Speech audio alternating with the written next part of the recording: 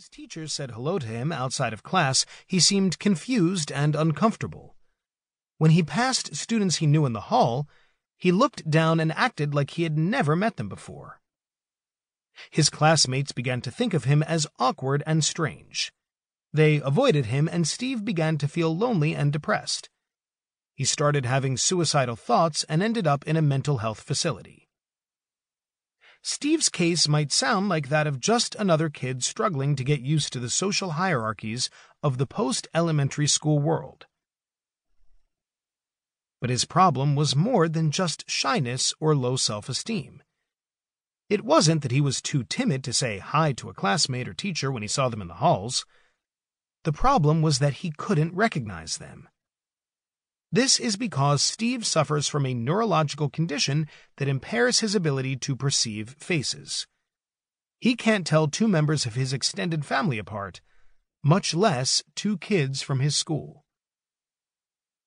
In elementary school, Steve was surprisingly able to get by despite his disability. He mostly interacted with one teacher, whom he grew to recognize by remembering her voice and mannerisms, or by simply knowing that she was likely to be the only woman in her classroom.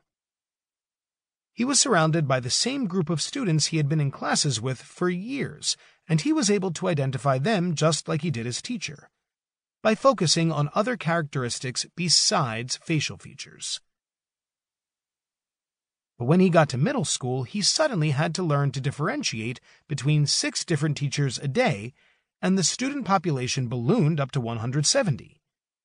When he met a classmate and later saw them in the hall, he didn't recognize their face. So he didn't say hello, and he got labeled as weird.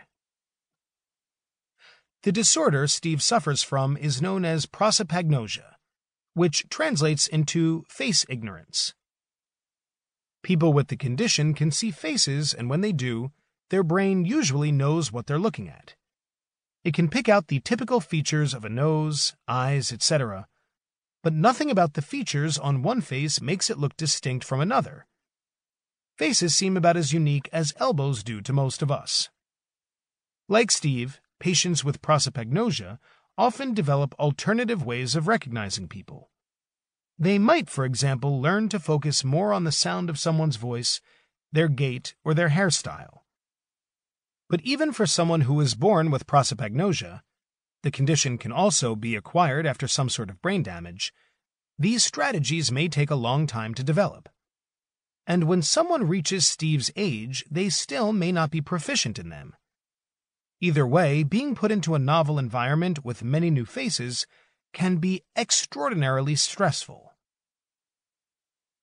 It's uncertain how many people suffer from prosopagnosia.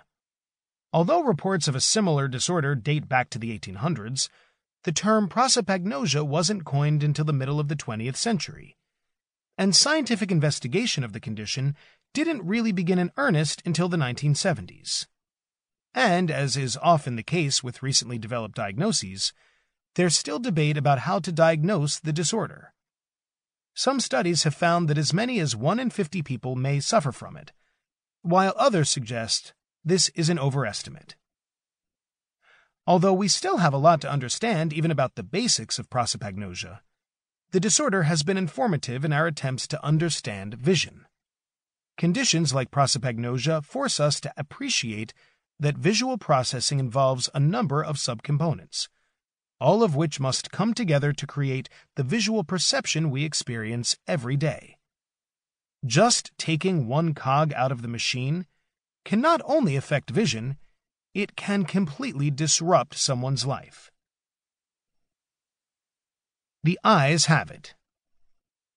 Any discussion of how vision works logically starts with the eye and focuses especially on the neural structure at the back of the eye called the retina, which is where visual perception really happens.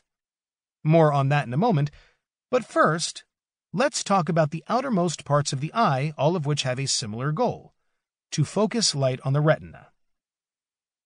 When light enters your eye, it travels through the opening in the eye called the pupil.